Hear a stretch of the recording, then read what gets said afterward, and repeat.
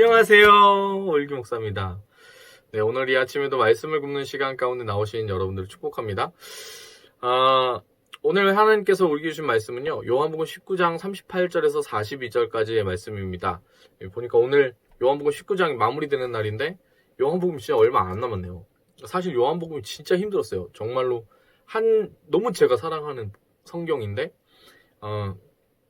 한 절을 가지고 막 일주일 해야 될 것 같은 부담감 있었는데 빨리 지나가다 보니까 좀 약간 방향을 잃은 것 같기도 하고, 어쩌면은 제가 가진 나름의 어떤 한계를 많이 보게 된 본문이기도 한 것 같습니다. 아무튼 뭐 얼마 안 남았네요. 오늘 하나님께서 우리에게 주신 말씀, 요한복음 19장 38절에서 42절까지 말씀 제가 봉독합니다. 이 말씀을 봉독할 때 살아계신 하나님의 음성을 들으시게 되길 바랍니다. 하나님의 말씀입니다. 아리마대 사람 요셉은 예수의 제자이나 유대인이 두려워 그것을 숨기더니 2일 후에 빌라도에게 예수의 시체를 가져가기를 구하매 빌라도가 허락하는지라. 이에 가서 예수의 시체를 가져가니라. 일찍이 예수께 밤에 찾아왔던 니고데모도 몰약과 침향 섞은 것을 100리트라쯤 가지고 온지라. 이에 예수의 시체를 가져다가 유대인의 장례법대로 그 향품과 함께 세마포로 쌌더라. 예수께서 십자가에 못 박히신 곳에 동산이 있고 동산 안에 아직 사람을 장사한 일이 없는 새 무덤이 있는지라. 이날은 유대인의 준비일이요 또 무덤이 가까운 고로 예수를 거기 두니라. 아멘. 이 말씀 가지고 하나님의 은혜 나누게 되길 소망합니다. 아리마대 사람 요셉은 부자였죠. 그리고 이제 유대인 최고 의결기관인 사네드린 공의회의 회원이었습니다. 지금 이 사람들이 예수님의 시체를 가져가고 있는 이 상황은요, 매우 긴박한 상황입니다. 예수님이 십자가에서 죽으신 것이죠. 메시아라고 굳게 믿었던 그 예수님께서 지금은 살아계시지 않은 겁니다. 그 예수님이 죽으셨을 때 원래 십자가 위에 달린 사람들이 죽은 것을 확인할 때는 다리를 꺾어서 확인을 합니다. 근데 이제 그 원래 제물로 드려지는 그 하나님 앞에 제사로 드려지는 제물은요, 다리를 꺾어서 드리지 않아야 되거든요. 그래서 그 성경의 그 기준에 맞게 하려고 예수님의 다리가 꺾이지 않죠. 그래서 딱 보면 이제 누가 봐도 죽은 게 확실한 거예요. 그래서 다리를 꺾을 필요가 없이 그냥 내리는데, 그 가운데 죽은 것을 그래도 확인하려고 병사 하나가 와서 예수님의 옆구리 창을 딱 찌르는 것이죠. 모든 제자들이 지금 다 도망간 상황입니다. 그리고 수제자인 베드로는 심지어 예수님 3번이나 부인했죠. 지금 예수님의 12제자들 중에서 그 가운데에서 단 한 사람, 예수님이 사랑하시는 그 제자인 사도 요한만이 예수님이 죽은 그 바로 앞에 있는 겁니다. 십자가의 앞에서 그것을 목도한 것이죠. 모든 것이 끝난 것 같은 이 시점에서, 어둠이 가득한 것 같은 이 시점, 사방이 다 깜깜한 그런 상황인 이 시점에서 아리마대 사람 요셉이 일어납니다. 그리고 갑자기 그 사람은 원래 그 예수님이 제자였지만 그 믿음을 숨겨왔던 사람인데, 그의 신앙을 갑자기 커밍아웃하면서 예수님의 시체를 빌라도에게 요구하는 것이죠. 그는 본래 예수님의 제자였지만 숨기던 사람이었거든요. 근데 그 시체를 요구하면서 자신을 짠하게 드러낸 것인데, 마가복음 15장 43절에서 이 요셉을 이야기할 때 빌라도에게 예수님 시체를 이렇게 달라고 하는 요셉의 모습을 당돌하다라는 표현을 씁니다. 당돌하게 빌라도에게 들어가 예수님의 시체를 요구했다라고 이야기하죠. 그래서 보통 이 본문을 볼 때는 많은 분들이 어떻게 이걸 풀어서 설명하시냐면, 아리마대 요셉처럼 신앙을 가져야 된다. 믿음을 드러내는 그런 삶을 살아야 된다. 이 사람은 원래 연약하고 부족한 사람이고 두려움 가운데 있었던 사람이지만 지금 보라! 이렇게 얘기하는 거죠. 비밀스럽게 예수를 믿었던 사람이, 이 사람이 결정적인 상황에서 사람들이 다 사라진 그 상황, 그 시점에서 예수님의 장사를 치릅니다. 이러면서 얘기를 하는 것이죠. 감격적이고 뭔가 좀 감동이 되게끔. 그래서 여러분들도 그 신앙을 드러내야 됩니다. 뭐 이렇게 얘기할 수 있어요. 신앙을 드러내는 것은요, 여러분, 어쩌면 우리 스스로를 보호하는 일입니다. 왜냐면 신앙을 드러내는 그 순간부터 핍박이 따를 수도 있죠. 하지만 동시에 그 신앙을 드러내는 것 자체가 나에게 무엇을 이야기해 주는 거냐면 그 신앙에 합당한 삶을 살 것을 요구하게 되는 겁니다. 내가 예수님 믿어라고 얘기하면서 불의한 일을 행하는 것은 덕이 되지 않는다는 걸 다 알잖아요. 그러니까 내가 신앙을 공표하는 것이 때때로 나를 보호해 주는 겁니다. 근데 뭐 쉽지 않죠. 그것을 드러내는 일이. 마치 이제 저희 때 얘기했을 때는 학창 시절에 밥 먹거나 막 이러면서 이제 십기도 하는 거 하면은 너도 교회 다녀 막 그 외에 합당한 삶을 살고 있지 않으니까 막 살고 있는데 너도 교회 다녀 이런 얘기 듣기 싫으니까 이제 십기도를 그냥 아씨 밥이다 이러면서 이제 잘 먹겠습니다 아멘 하고서 이렇게 뭐 그랬다는 얘기 막 십기도를 대충 한다는 뭐 이런 저런 전설적인 얘기들이 막 있습니다. 그냥 눈에 뭐가 들어가는지 예수님 감사합니다 잘 먹겠습니다 뭐 이러면서 이제 기도했다 뭐 이런 식으로 얘기하는 친구들도 있고요. 뭐 그래서 그런 커밍아웃 하는 부분에 신앙 관련된 부분에 이야기를 하면서 의로운 사람 아리마대 요셉이라고 얘기하는 경우가 많다는 거예요. 예수님의 죽음이 그들 가운데 어떤 영향을 미쳤다는 것이죠. 그래서 가진 기득권을 자기들이 누리고 있는 것을 잃고 싶지 않아가지고 예수님의 제자임을 나타내지 않았던 그들이 갑자기 달라서 공개적으로 예수님 모신 겁니다 라는 설교를 많이들 하십니다. 그런데 이 본문을 그렇게 보면 안 됩니다. 네. 이 본문을 그렇게 보면 안 돼요. 뭐 그 자체가 대단한 거긴 하죠. 근데 이 흐름상 이렇게 봤을 때 이게 이 예수님의 죽음에 대한 자연스러운 시간의 흐름으로 이 사람들이 장사를 했다라는 걸 그냥 이야기해주고 싶다. 이렇게도 볼 수 있지만 사실 본문은 좀 약간 더 의미심장한 걸 내포하고 있습니다. 이것은 무엇이냐면 구원에 다다라는 것은 사실 사람의 의가 그것을 이룰 수 없다라는 것을 보여주는 본문일 수도 있다라는 것이죠. 어차피 뭐 그런 식의 설교를 많이 혹시라도 이 본문 가지고 들으셨다면 그런 식의 설교를 들으셨을 거니까 그게 마냥 틀렸다 뭐 그렇게 설교하면 안 된다 뭐 그렇게 얘기하고 싶진 않고요. 네, 근데 이제 조금 다른 시각으로 좀 설명을 해드립니다. 저는 성경을 볼 때 그렇게 보이지 않았기 때문에 네, 뭐 아무튼 제가 보는 방식대로 좀 설명을 해드릴게요. 여러분 아리마대 사람 아리마대 요셉이라는 건 아리마대 지역의 요셉이라는 얘기죠. 이 사람은 원래 대단한 사람이에요. 그냥 딱 봐도 대단한 사람이에요. 그냥 신망이 두터운 사람이고 다른 성경의 표현들을 찾아서 보면 하나님 나라를 기다리는 사람이라고 볼 수 있습니다. 근데 이 사람은 하나님 나라를 기다렸지만 본문이 이야기하는 것처럼 여러 가지 부족한 부분들도 보이는데 그 중에 하나가 뭐냐면 유대인들이 두려웠다는 거예요. 그래서 제자된 것을 숨겼다는 것이죠. 그럼에도 불구하고 누가복음에서는 이 사람에 대해서 뭐라고 얘기하냐면 그는 선하고 의로운 사람이었다라고 표현을 합니다. 그러면서 누가복음의 표현 그 선하고 의로운 사람 아리마대 사람 요셉을 얘기하면서 이 사람의 특징 중에 하나를 이렇게 얘기해요. 유대인들의 결의와 행사에 창성하지 아니한 자. 이 결의와 행사라는 건 뭐냐면 예수님을 십자가에 못 박는, 예수님을 사형에 처하는 그 결의와 그 행사에 찬성하지 않았다라고 써 있는 겁니다. 근데 이게 좀 이상한 표현이에요. 왜 이상하냐? 왜냐하면 사내들인 공의회는 사형에 해당하는 그 죄에 대한 형벌을 구형할 때 만장일치로 그것을 의결했기 때문에 그렇습니다. 그러니까 한 명이라도 반대를 하면은 사형을 못 하는 거예요. 그러니까 예수님 십자가에 못 박혔다는 건 뭐냐면 사내들인 공의회에 있었던 모든 사람들은 다 오케이를 한 겁니다. 만장일치니까. 그러면 이거는 뭔 뜻이냐? 이거는 무엇을 뜻하는 거냐?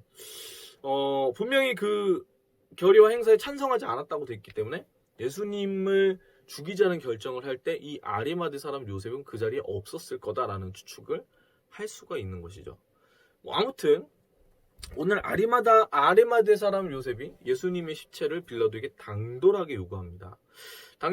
당시에 엄청난 부자였던 이 요셉은요, 자신을 위해서 미리 준비해뒀던 무덤을 엽니다.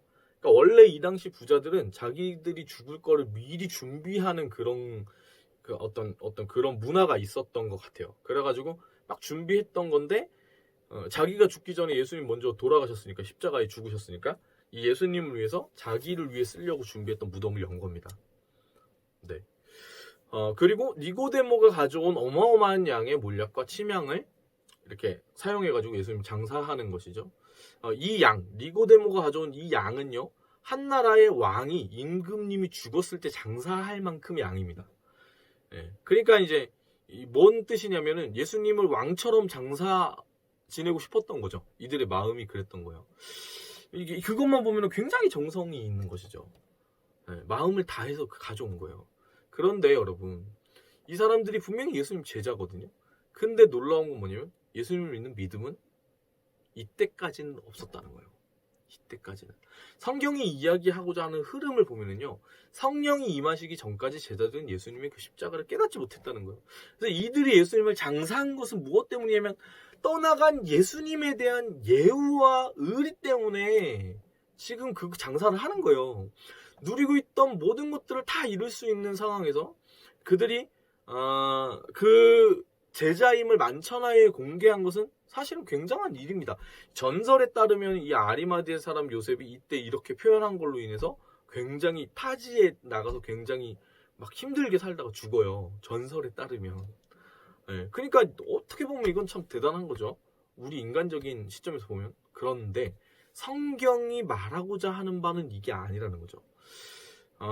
만약 이 둘, 니고데모와 아리마대 요셉의 커밍아웃한 그 신앙에 대한 표현을 중심적으로 사도 요한이 이야기하고 싶었다면 니고데모로 설명할 때에 밤에 찾아왔던 니고데모라고 표현하지 않았어야 됩니다.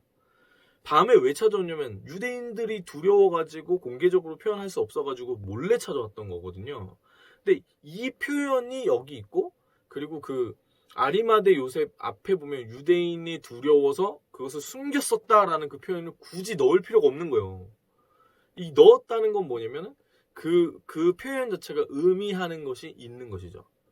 여러분, 19장의 말미의 이야기들은요, 20장에 연결되어지는 부분과 일맥상통하는 맥락으로 우리가 바라보아야 합니다. 20장 초반부에 예수님 사후의 이야기를 이렇게 보면은 20장에 나오는 마리아와 베드로, 사도 요한과 제자들은 예수님 부활을 알지 못했죠. 알지 못했어요. 제자들은 그러니까 어떤 상황이었냐면 예수님의 가르침을 들었으나 그 가르침을 까먹은 사람들입니다. 이런 맥락에서 보면 아리마대 요셉과 니고데모도 똑같은 사람들이었어요. 아리마대 요셉은 예수님께 자신이 쓰려던 무덤을 내놓습니다. 그 헌신이 높이 평가받아야 합니다라고 얘기하면 안 된다는 거예요. 왜냐? 그가 정말 예수님을 향한 믿음이 있었다면 예수님 무덤에 오시면 안 돼요. 왜냐하면 예수님 그분이 이미 부활하실 것에 대해서 제자들에게 많은 부분 이야기를 하셨기 때문에 그렇습니다. 예수님 말씀하신 것을 그것을 믿었더라면 무덤에 오시면 안 되는 거예요. 자기 집으로 데리고 갔으면 갔지 무덤에 오시면 안 되는 거죠. 그리고 혹여나 무덤에 오셨더라도 뭐는 닫으면 안 되냐면 문은 닫으면 안 되는 거예요. 왜? 살아나실 거니까. 그래서 이 상황을 보면요, 이들의 마음의 상태를 알 수 있는데 이 니고데모와 아리마대 요셉이 공을 들여가지고 예수님을 장사했던 것은 순전히 예수님에 대한 인간적인 의리와 마음, 그냥 인간적인 정 때문이었다는 거예요. 그래서 그들이 모신 예수님은 하나님의 아들로서 그분을 대우한 것이 아닙니다. 그리고 그리스도로 예수님을 대한 것이 아닙니다. 그들은 그저 무엇을 대한 거냐면 예수님의 몸뚱이인 시체로만 그분을 대한 거예요. 믿음이 없는 상태의 대우였던 거죠. 그것은. 여러분, 그래서 그들이 생명을 걸었다. 그리고 그 순간에 모든 것을 포기했다. 이거를 우리는 높이 평가하고 싶겠지만 사실은 그 모든 것들이 다 의미가 없는 겁니다. 왜냐하면 그들이 믿은 예수님은 이미 죽은 것이기 때문에 그렇죠. 그들의 믿음 안에서 예수님은 부활하시지 않을 거기 때문에 그렇습니다. 즉 진짜 믿음으로 이 사람들이 예수 그리스도를 바라본 것이 아니라 단순한 인간적인 의리와 정으로 예수님을 바라보았다는 거예요. 여러분, 근데 이것이 우리 가운데 의미하는 바가 있어요. 여러분, 교회 안에서도 이런 형태의 믿음을 볼 수 있다는 것이죠. 여러분의 믿음은 어떻습니까? 여러분의 예수님은 지금 죽어 계신 것은 아닙니까? 고민해 봐야 되는 거예요. 시체까지는 아닐 수 있어요. 지금 내가 믿는 예수님이 시체까지는 아닐 수도 있지만 먼 과거에 2000년 전에 존재했던 어떤 분이다 정도로 내가 믿고 있을 수 있는 거예요. 살아계신 하나님의 아들 그리스도, 나를 향한 구원의 그 놀라운 능력을 가진 예수님으로 내가 받아들이지 않을 수가 있는 겁니다. 그러면 어떻게 되냐면요, 내가 예배를 드립니다. 정성을 다하기도 해요. 근데 참된 하나님을 내가 만나고 믿고 의지하고 그분과 교제할 수는 없는 겁니다. 내가 믿고 싶은 대로 믿는 거죠. 그러니까 최선을 다해 장사를 낼 수 있지만 그것은 어쩌면 죽어버린 생명력을 잃은 종교 활동에 불과할 수 있다는 것이죠. 참된 신앙이 아니기 때문에요. 좀 무서운 얘기죠. 오늘 제가 하는 얘기가. 여러분, 죽음을 이기고 사망 권세를 이기신 예수님. 그분이 지금 여기 우리와 함께 하신다라는 믿음이 없이 드리는 모든 예배가 뭐가 의미가 있겠습니까? 그냥 죽어있는 예수님을 향해서 우리가 그냥 그 죽은 것을 기념하기 위해서 예배하는 겁니까? 그거 아니거든요. 아니에요. 그래서 그렇게 해서 온 정성을 다하는 거는요, 믿음이 헛된 거예요. 그거는. 왜냐면 예수님 살아계신 분이시고 살아계신 하나님이시기 때문에 그래요. 그게 불상 놓고 절하는 거랑 뭔 차이가 있어요? 예수님 죽으셨는데 그 죽음이 귀했습니다. 기념해야 됩니다.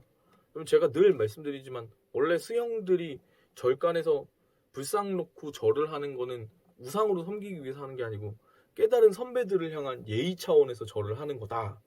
원래 그분들한테 물어보면 그렇게 얘기해요. 그렇거든요. 그거랑 뭐가 다릅니까? 예수님이 죽어 계신 분이시라면. 그죠? 근데 우리가 그렇게 예수님 대한다는 거예요. 그렇게. 다른 말로 하자면 살아 계셔서 내 삶 가운데 나를 바꾸시고 나를 건지시고 내 삶의 문제를 해결해 줄 수 있으신 그 하나님으로는 생각하지 않을 수 있는 거예요. 그렇게 우리 신앙을 이렇게 돌아봐야 한다는 거죠. 우리의 신앙을 돌아볼 때 내 신앙이 지금 참된 그 믿음 가운데 가고 있는지를 볼 수 있는 판별식이 하나 있어요. 그게 뭐냐면요.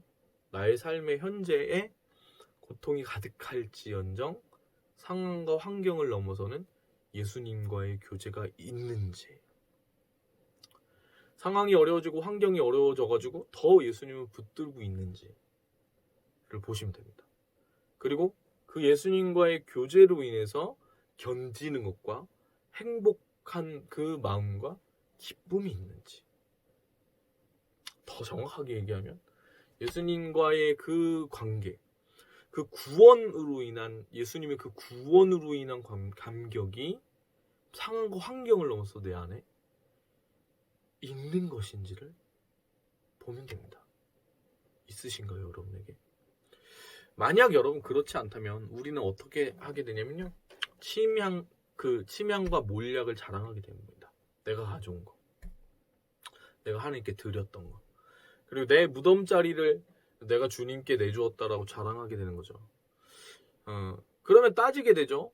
내가 이렇게 헌신했어요, 주님. 내가 이렇게까지 당신에게 내 뭔가를 드렸어요. 그러니까 이제는 뭘 얘기하고 싶냐면 내가 원하는 거 하나 들어주셔야죠. 이 얘기를 하는 신앙으로 나가게 될 수밖에 없는 겁니다. 왜? 그것은 참된 신앙이 아니라 종교 활동에 불과하기 때문이죠. 그러니까 인간적인 관점으로 바라볼 때에는 예수님의 복음이 그 삶에 아까 제가 얘기했던 그 잘못된 신앙의 형태를 가지고 있는 삶에 예수님의 복음이 복음으로 다가가지를 못할 거라는 걸 알 수 있어요. 그러니까 이 삶이 하나님을 향한 정성과 뭔가 의지와 그런 게 가득 찰 수는 있지만 참된 예수님에 대한 만남이 없어버린 거기 때문에 복음이 더 이상 자기에게 복음이 아닌 상태로 다가올 확률이 매우 높아요. 그러면 그 삶이 일반적인 사람들과 다를 바가 없겠죠. 그러면 인간사에 대한 그 지배를 당해버리게 되는 거예요. 그러니까 희노애락 가운데에 이런 믿음을 가진 분들은 자기의 삶 속에서 있는 그 이야기에 심취하기 때문에 아파하고 슬퍼하고 괴로워합니다. 그리스도인들도 아파하고 슬퍼하고 괴로워요. 하지만 이들의 참된 그리스도인들의 그 뒤에는, 그 앞에 이야기 뒤에 그러나 하나님께서라는 그 말의 이야기가 이어집니다. 근데 이런 믿음을 가지신 분들은 결국엔 뭐만 나오면 아파하고 슬퍼하고 괴로워해서 하나님께 원망하고 불평하는 걸로 끝이 납니다. 잘 보면 뭐가 효력을 발휘 못하고 있죠? 복음이 효력을 발휘하지 못하고 있는 겁니다. 왜냐?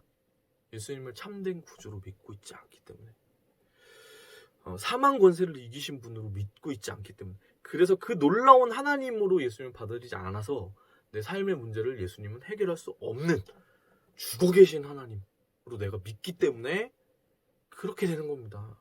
여러분, 그래서 우리가 이 시점에서 진지하게 물어봐야 합니다. 우리가 믿는 분이 누구라고요? 하나님이십니다. 하나님. 우리의 생각과 우리의 관점으로 제한할 수 있는 분이 아니라는 거죠. 진지하게 물어봐야 돼요. 여러분은 진짜입니까? 가짜입니까? 오늘 말씀은 우리에게 말하는 거예요. 가짜가 아닌 진짜 참된 그리스도인이 되어야 한다. 참된 그리스도인 누구죠?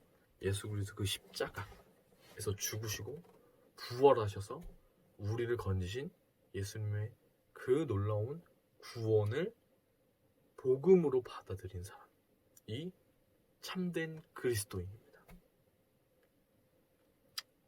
여러분, 그 예수님을 믿고 만나시는 저와 여러분, 그 주님을 붙드는 오늘 한날 우리가 되었으면 좋겠습니다. 잘못된 길 가운데 잘못된 믿음을 가지고 있었다면 돌이켜서 하나님을 향한 참된 믿음 가지게 해달라고 기도하는 저와 여러분이었으면 좋겠습니다. 이 시간 함께 찬양하기 원하는데요, 빛 대신 주라는 찬양이죠. 빛 대신 주, 참 제가 좋아하는 찬양인데 이 찬양 참 너무 좋은 찬양이에요. 이 찬양을 함께 하고 싶습니다. 이 찬양을 함께 하는 이유는 단 한 가지인데요, 이 찬양이 예수 그리스도의 놀라운 그 복음이 잘 나와 있기 때문이죠. 그래서 이 찬양을 나누기 원합니다. 이거 왜 이러지? 잠시만요. 참 주님, 다시 차야겠네요. 빛 대신, 사실 이 찬양은 제가 악보를 안 봐도 되긴 하는데 그래도 감정이 격해져가지고 틀릴 수도 있어서 함께 찬양할까요? 이 찬양하실 때 예수님의 그 복음 가운데, 그러니까 우리 인간 세상에 경험하는 게 너무 많으니까 복음을 내가 제대로 받아들이지 못할 수 있는 거예요. 예수님 그래가지고 그 참된 하나님의 아들로 내가 못 받아들일 수 있는 거거든요. 우리의 삶의 모든 고민과 모든 문제는 사실 그 부분에서 시작해요. 내가 하나님이 어떤 분이신지 예수님이 어떤 분이신지 모르면 어려워질 수 있는 거거든요. 참되게 그 주님을 알아가는 우리였으면 좋겠습니다. 함께 찬양할까요?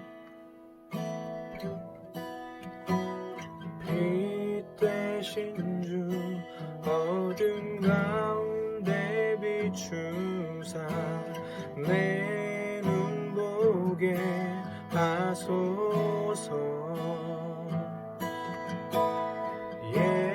예배하는 선한 마음 주시고 산 소망이 되시네.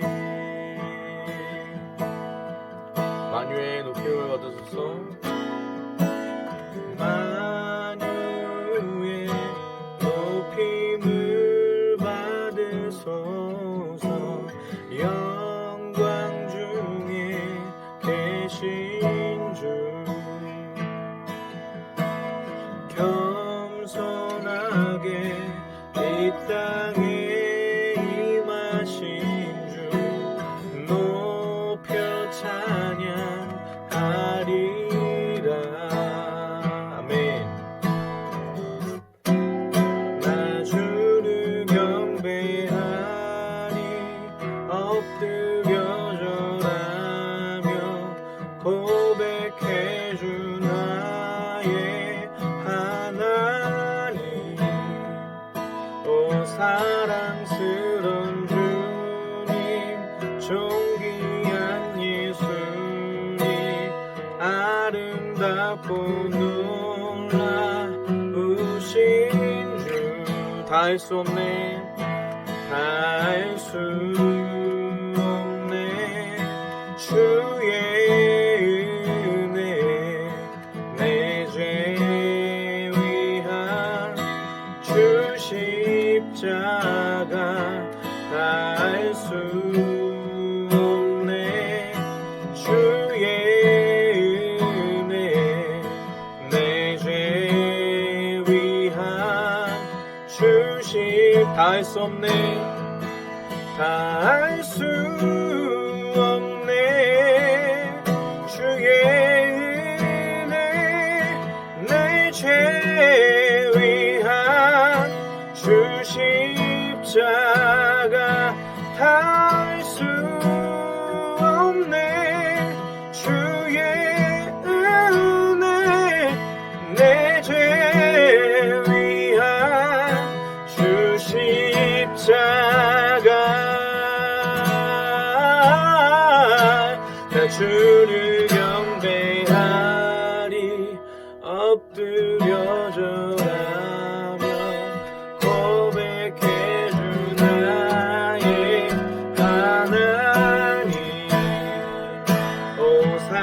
사랑스런 주님 존귀한 예수님 아름답고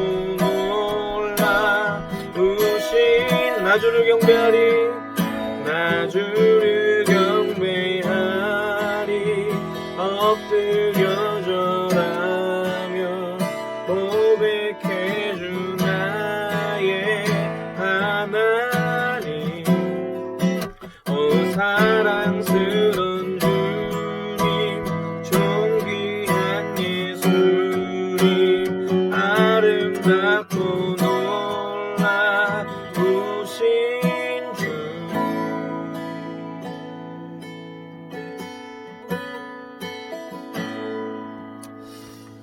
사랑의 주님 오늘 기도합니다. 하나님 우리가 하나님을 향해서 우리의 인간적인 정성과 노력을 다하는 거 지금 때때로 그것이 필요하기도 하고 주님 어떤 부분에서는 의미가 있는 일이겠지만 하나님 중심이 없이 드려지는 것은 의미가 없을 수 있을 것 같습니다. 그래서 하나님 우리의 중심이 회복되어지고 그 이후에 그 정성과 마음들을 드릴 수 있었으면 좋겠는데 하나님 우리가 살아계신 하나님을 참되게 믿기를 소망합니다.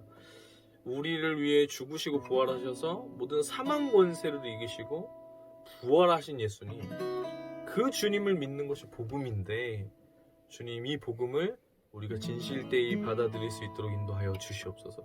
이것이 복음입니다. 우리 가운데 들어왔을 때 우리의 힘들고 지치고 아픈 삶을 다르게 보게 하고 우리 그 절망에서 건져낼 수 있는 복된 소식인 것입니다. 주님 그래서 예수님의 그 놀라운 은혜의 복음이 우리 삶 가운데 들어와서 열매 맺고 우리를 구원하는 그 능력으로 우리가 체험할 수 있도록 그 복된 한날 우리에게 주시옵소서.